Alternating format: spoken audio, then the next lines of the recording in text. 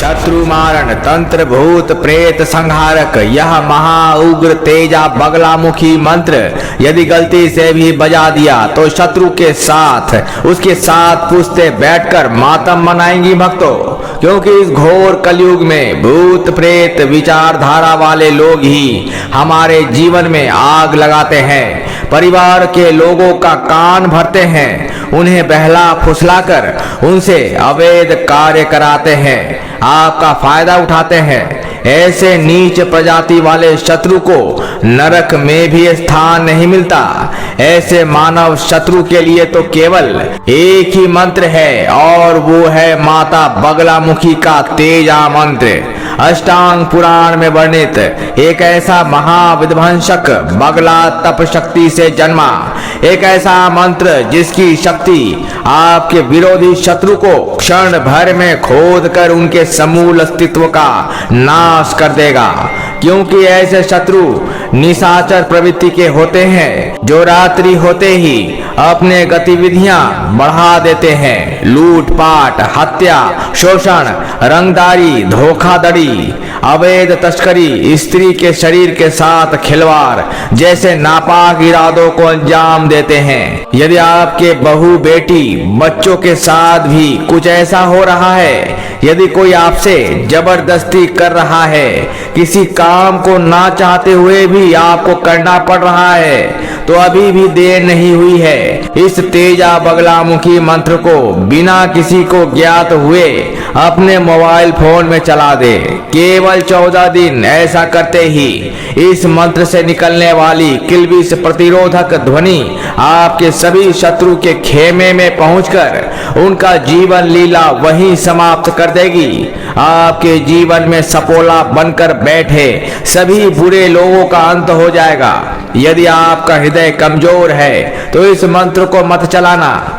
क्योंकि आपके शत्रु के साथ होने वाले दुर्गति को आप देख नहीं पाओगे। याद रहे, असर होने के बाद इसे गुप्त रखना, वरना आपको लेने के देने पड़ जाएंगे। बस चुपके से चला दो और तमाशा देखो। तो चलिए इस मंत्र का श्रवण कर लेते हैं।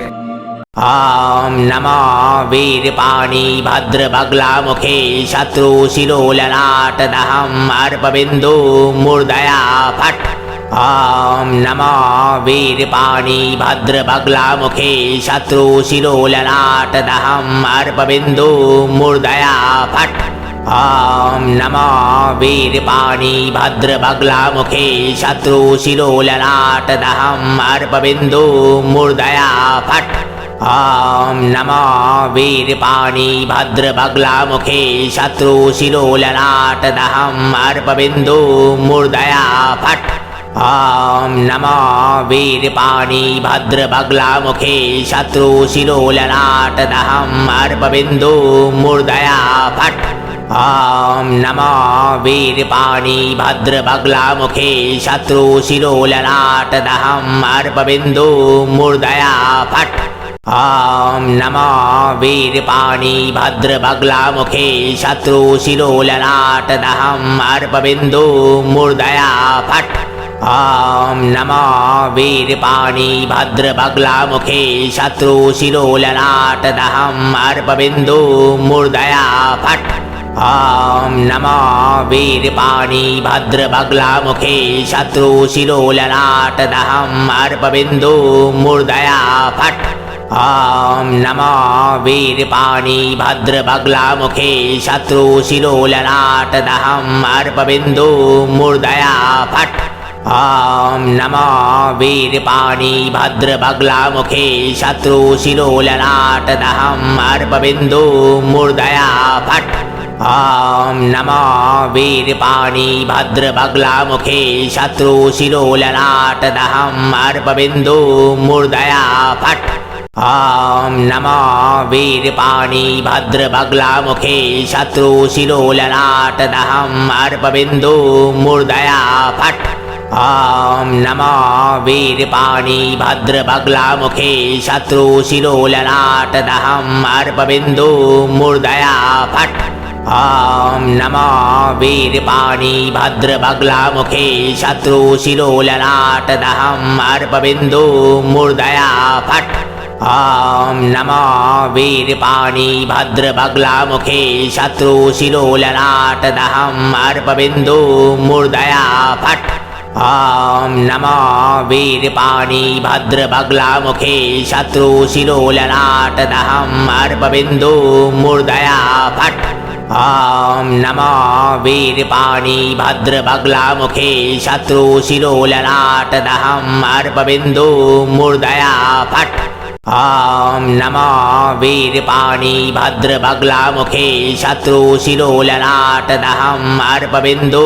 मूर्धया फट् ॐ नमो वीरपाणि भद्रबगलामुखे शत्रुशिरोललाटदहम् अर्पबिन्दु मूर्धया फट् ॐ नमो वीरपाणि भद्रबगलामुखे शत्रुशिरोललाटदहम् अर्पबिन्दु मूर्धया फट् ॐ नमो वीरपाणि भद्रबगलामुखे शत्रुशिरोललाटदहम् अर्पबिन्दु मूर्धया फट् ॐ नमो वीरपाणि भद्रबगलामुखे शत्रुशिरोललाटदहम् अर्पबिन्दु मूर्धया फट् ॐ नमो वीरपाणि भद्रबगलामुखे शत्रुशिरोललाटदहम् अर्पबिन्दु मूर्धया फट् ॐ नमो वीरपाणि भद्रबगलामुखे शत्रुशिरोललाटदहम् अर्पबिन्दु मूर्धया फट् ॐ नमो वीरपाणि भद्रबगलामुखे शत्रुशिरोललाटदहम् अर्पबिन्दु मूर्धया फट् ॐ नमो वीरपाणि भद्रबगलामुखे शत्रुशिरोललाटदहम् अर्पबिन्दु मूर्धया फट् ॐ नमो वीरपाणि भद्रबगलामुखे शत्रुशिरोललाटदहम् अर्पबिन्दु मूर्धया फट् ॐ नमो वीरपाणि भद्रबगलामुखे शत्रुशिरोललाटदहम् अर्पबिन्दु मूर्धया फट् ॐ नमो वीरपाणि भद्रबगलामुखे शत्रुशिरोललाटदहम् अर्पबिन्दु मूर्धया फट् ॐ नमो वीरपाणि भद्रबगलामुखे शत्रुशिरोललाटदहम् अर्पबिन्दु मूर्धया फट् ॐ नमो वीरपाणि भद्रबगलामुखे शत्रुशिरोललाटदहम् अर्पबिन्दु मूर्धया फट् ॐ नमो वीरपाणि भद्रबगलामुखे शत्रुशिरोललाटदहम् अर्पबिन्दु मूर्धया फट् ॐ नमो वीरपाणि भद्रबगलामुखे शत्रुशिरोललाटदहम् अर्पबिन्दु मूर्धया फट् ॐ नमो वीरपाणि भद्रबगलामुखे शत्रुशिरोललाटदहम् अर्पबिन्दु मूर्धया फट् ॐ नमो वीरपाणि भद्रबगलामुखे शत्रुशिरोललाटदहम् अर्पबिन्दु मूर्धया फट् ॐ नमो वीरपाणि भद्रबगलामुखे शत्रुशिरोललाटदहम् अर्पबिन्दु मूर्धया फट् ॐ नमो वीरपाणि भद्रबगलामुखे शत्रुशिरोललाटदहम् अर्पबिन्दु मूर्धया फट् ॐ नमो वीरपाणि भद्रबगलामुखे शत्रुशिरोललाटदहम् अर्पबिन्दु मूर्धया फट् ॐ नमो वीरपाणि भद्रबगलामुखे शत्रुशिरोललाटदहम् अर्पबिन्दु मूर्धया फट् ॐ नमो वीरपाणि भद्रबगलामुखे शत्रुशिरोललाटदहम् अर्पबिन्दु मूर्धया फट् ॐ नमो वीरपाणि भद्रबगलामुखे शत्रुशिरोललाटदहम् अर्पबिन्दु मूर्धया फट् ॐ नमो वीरपाणि भद्रबगलामुखे शत्रुशिरोललाटदहम् अर्पबिन्दु मूर्धया फट् ॐ नमो वीरपाणि भद्रबगलामुखे शत्रुशिरोललाटदहम् अर्पबिन्दु मूर्धया फट् ॐ नमो वीरपाणि भद्रबगलामुखे शत्रुशिरोललाटदहम् अर्पबिन्दु मूर्धया फट् ॐ नमो वीरपाणि भद्रबगलामुखे शत्रुशिरोललाटदहम् अर्पबिन्दु मूर्धया फट् ॐ नमो वीरपाणि भद्रबगलामुखे शत्रुशिरोललाटदहम् अर्पबिन्दु मूर्धया फट् ॐ नमो वीरपाणि भद्रबगलामुखे शत्रुशिरोललाटदहम् अर्पबिन्दु मूर्धया फट् ॐ नमो वीरपाणि भद्रबगलामुखे शत्रुशिरोललाटदहम् अर्पबिन्दु मूर्धया फट् ॐ नमो वीरपाणि भद्रबगलामुखे शत्रुशिरोललाटदहम् अर्पबिन्दु मूर्धया फट् ॐ नमो वीरपाणि भद्रबगलामुखे शत्रुशिरोललाटदहम् अर्पबिन्दु मूर्धया फट् ॐ नमो वीरपाणि भद्रबगलामुखे शत्रुशिरोललाटदहम् अर्पबिन्दु मूर्धया फट् ॐ नमो वीरपाणि भद्रबगलामुखे शत्रुशिरोललाटदहम् अर्पबिन्दु मूर्धया फट् ॐ नमो वीरपाणि भद्रबगलामुखे शत्रुशिरोललाटदहम् अर्पबिन्दु मूर्धया फट् ॐ नमो वीरपाणि भद्रबगलामुखे शत्रुशिरोललाटदहम् अर्पबिन्दु मूर्धया फट् ॐ नमो वीरपाणि भद्रबगलामुखे शत्रुशिरोललाटदहम् अर्पबिन्दु मूर्धया फट् ॐ नमो वीरपाणि भद्रबगलामुखे शत्रुशिरोललाटदहम् अर्पबिन्दु मूर्धया फट् ॐ नमो वीरपाणि भद्रबगलामुखे शत्रुशिरोललाटदहम् अर्पबिन्दु मूर्धया फट् ॐ नमो वीरपाणि भद्रबगलामुखे शत्रुशिरोललाटदहम् अर्पबिन्दु मूर्धया फट् ॐ नमो वीरपाणि भद्रबगलामुखे शत्रुशिरोललाटदहम् अर्पबिन्दु मूर्धया फट् ॐ नमो वीरपाणि भद्रबगलामुखे शत्रुशिरोललाटदहम् अर्पबिन्दु मूर्धया फट् ॐ नमो वीरपाणि भद्रबगलामुखे शत्रुशिरोललाटदहम् अर्पबिन्दु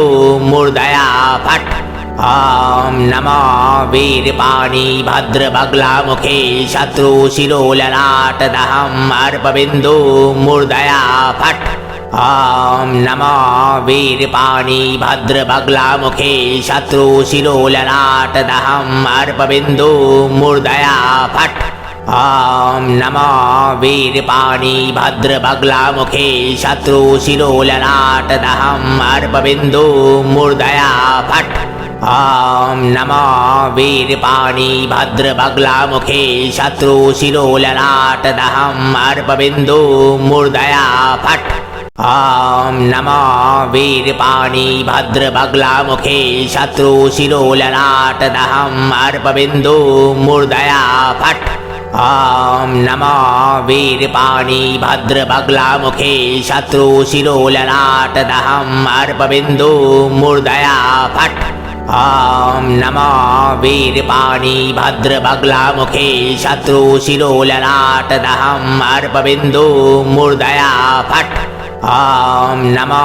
वीरपाणि भद्रबगलामुखे शत्रुशिरोललाटदहम् अर्पबिन्दु मूर्धया फट् ॐ नमो वीरपाणि भद्रबगलामुखे शत्रुशिरोललाटदहम् अर्पबिन्दु मूर्धया फट् ॐ नमो वीरपाणि भद्रबगलामुखे शत्रुशिरोललाटदहम् अर्पबिन्दु मूर्धया फट् ॐ नमो वीरपाणि भद्रबगलामुखे शत्रुशिरोललाटदहम् अर्पबिन्दु मूर्धया फट् ॐ नमो वीरपाणि भद्रबगलामुखे शत्रुशिरोललाटदहम् अर्पबिन्दु मूर्धया फट् ॐ नमो वीरपाणि भद्रबगलामुखे शत्रुशिरोललाटदहम् अर्पबिन्दु मूर्धया फट् ॐ नमो वीरपाणि भद्रबगलामुखे शत्रुशिरोललाटदहम् अर्पबिन्दु मूर्धया फट् ॐ नमो वीरपाणि भद्रबगलामुखे शत्रुशिरोललाटदहम् अर्पबिन्दु मूर्धया फट् ॐ नमो वीरपाणि भद्रबगलामुखे शत्रुशिरोललाटदहम् अर्पबिन्दु मूर्धया फट् ॐ नमो वीरपाणि भद्रबगलामुखे शत्रुशिरोललाटदहम् अर्पबिन्दु मूर्धया फट् ॐ नमो वीरपाणि भद्रबगलामुखे शत्रुशिरोललाटदहम् अर्पबिन्दु मूर्धया फट् ॐ नमो वीरपाणि भद्रबगलामुखे शत्रुशिरोललाटदहम् अर्पबिन्दु मूर्धया फट् ॐ नमो वीरपाणि भद्रबगलामुखे शत्रुशिरोललाटदहम् अर्पबिन्दु मूर्धया फट् ॐ नमो वीरपाणि भद्रबगलामुखे शत्रुशिरोललाटदहम् अर्पबिन्दु मूर्धया फट् ॐ नमो वीरपाणि भद्रबगलामुखे शत्रुशिरोललाटदहम् अर्पबिन्दु मूर्धया फट् ॐ नमो वीरपाणि भद्रबगलामुखे शत्रुशिरोललाटदहम् अर्पबिन्दु मूर्धया फट् ॐ नमो वीरपाणि भद्रबगलामुखे शत्रुशिरोललाटदहम् अर्पबिन्दु मूर्धया फट् ॐ नमो वीरपाणि भद्रबगलामुखे शत्रुशिरोललाटदहम् अर्पबिन्दु मूर्धया फट् ॐ नमो वीरपाणि भद्रबगलामुखे शत्रुशिरोललाटदहम् अर्पबिन्दु मूर्धया फट् ॐ नमो वीरपाणि भद्रबगलामुखे शत्रुशिरोललाटदहम् अर्पबिन्दु मूर्धया फट् ॐ नमो वीरपाणि भद्रबगलामुखे शत्रुशिरोललाटदहम् अर्पबिन्दु मूर्धया फट् ॐ नमो वीरपाणि भद्रबगलामुखे शत्रुशिरोललाटदहम् अर्पबिन्दु मूर्धया फट् ॐ नमो वीरपाणि भद्रबगलामुखे शत्रुशिरोललाटदहम् अर्पबिन्दु मूर्धया फट् ॐ नमो वीरपाणि भद्रबगलामुखे शत्रुशिरोललाटदहम् अर्पबिन्दु मूर्धया फट् ॐ नमो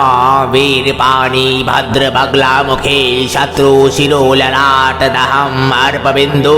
मूर्धया फट् ॐ नमो वीरपाणि भद्रबगलामुखे शत्रुशिरोललाटदहम् अर्पबिन्दु मूर्धया फट् ॐ नमो वीरपाणि भद्रबगलामुखे शत्रुशिरोललाटदहम् अर्पबिन्दु मूर्धया फट् ॐ नमो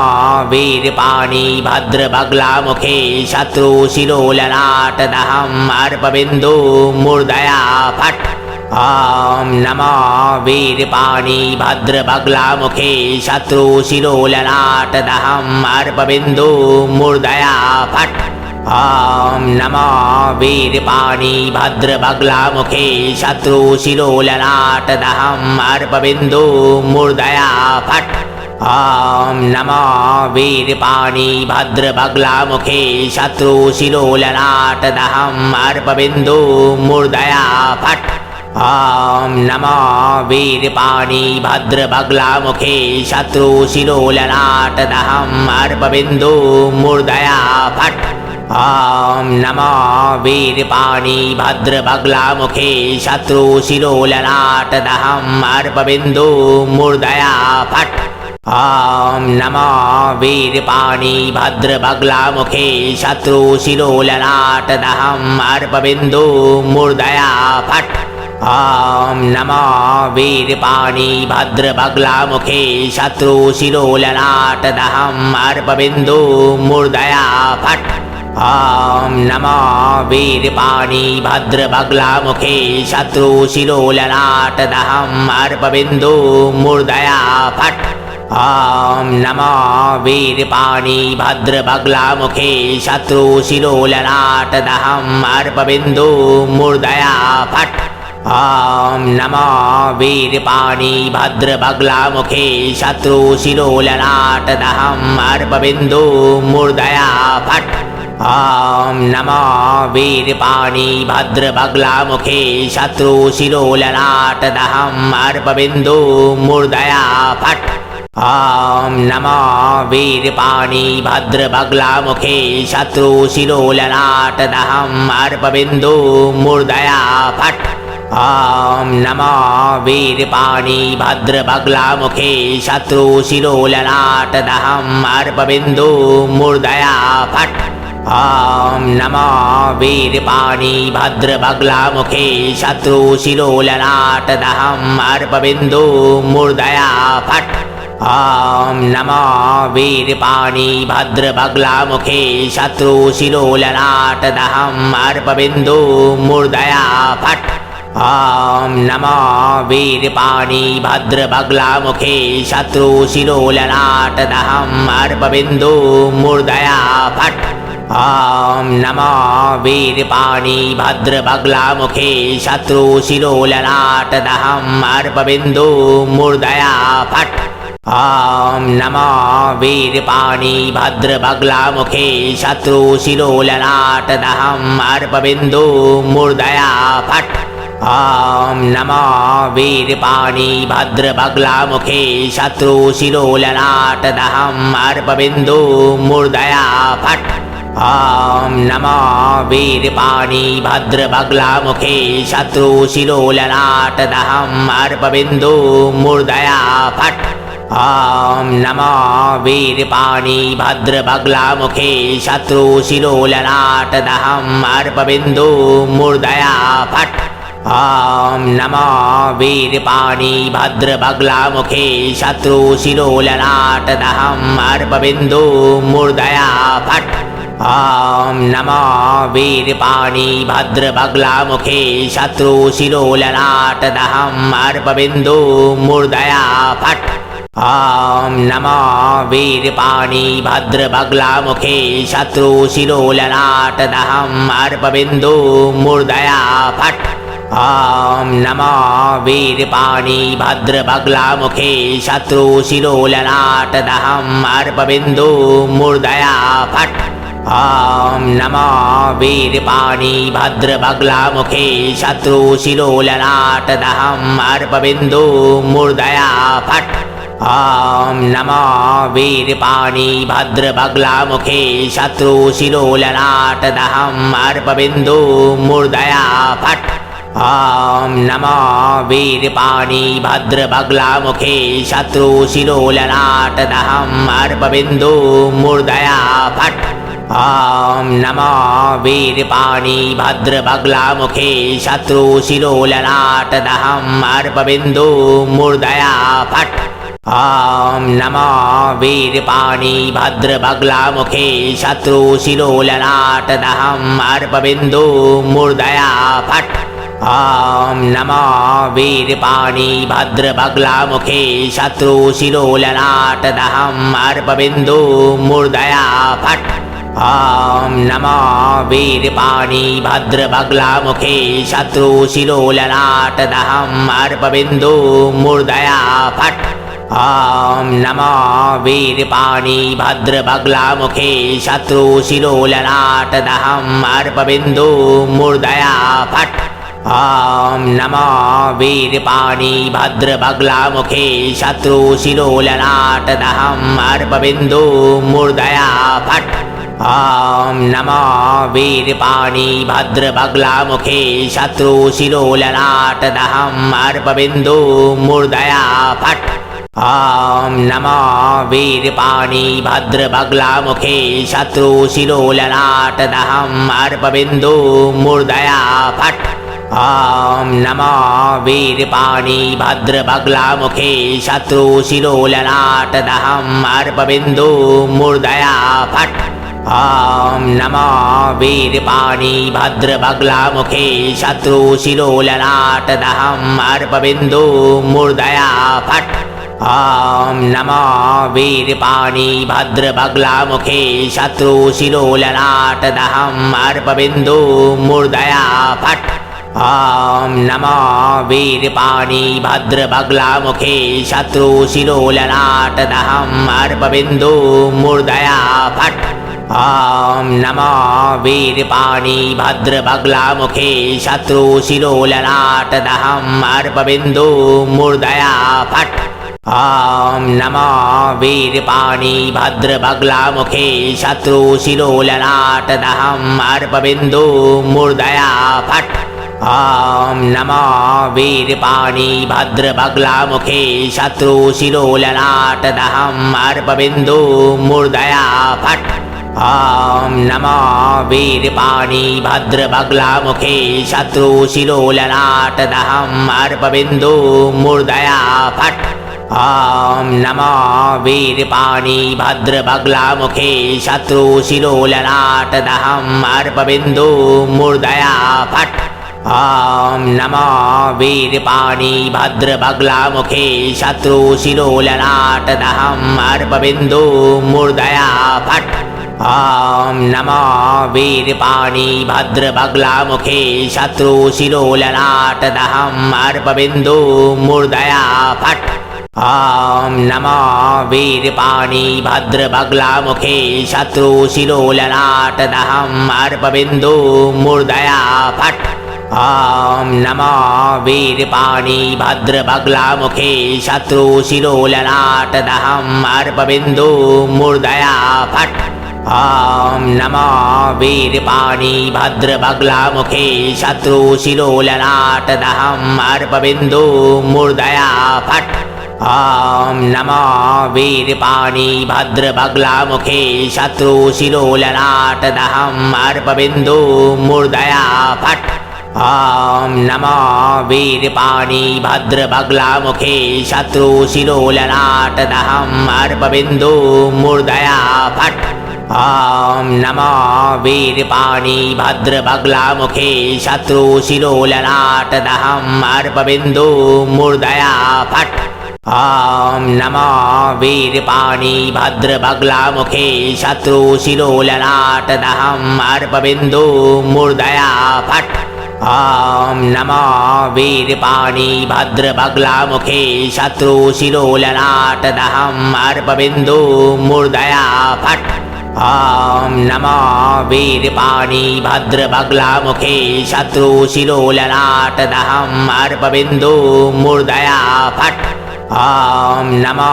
वीरपाणि भद्रबगलामुखे शत्रुशिरोललाटदहम् अर्पबिन्दु मूर्धया फट् ॐ नमो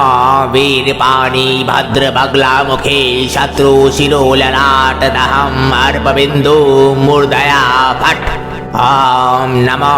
वीरपाणि भद्रबगलामुखे शत्रुशिरोललाटदहम् अर्पबिन्दु मूर्धया फट् ॐ नमो वीरपाणि भद्रबगलामुखे शत्रुशिरोललाटदहम् अर्पबिन्दु मूर्धया फट् ॐ नमो वीरपाणि भद्रबगलामुखे शत्रुशिरोललाटदहम् अर्पबिन्दु मूर्धया फट् ॐ नमो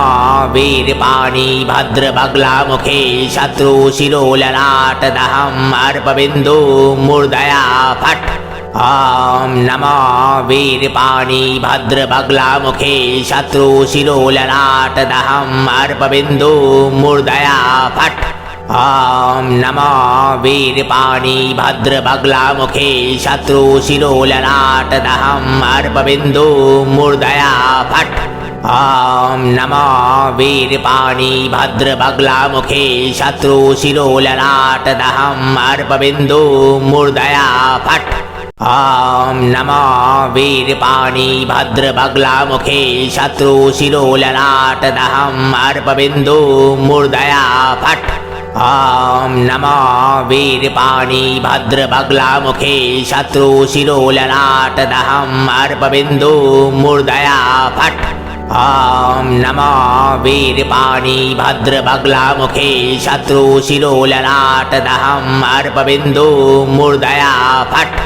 ॐ नमो वीरपाणि भद्रबगलामुखे शत्रुशिरोललाटदहम् अर्पबिन्दु मूर्धया फट् ॐ नमो वीरपाणि भद्रबगलामुखे शत्रुशिरोललाटदहम् अर्पबिन्दु मूर्धया फट् ॐ नमो वीरपाणि भद्रबगलामुखे शत्रुशिरोललाटदहम् अर्पबिन्दु मूर्धया फट्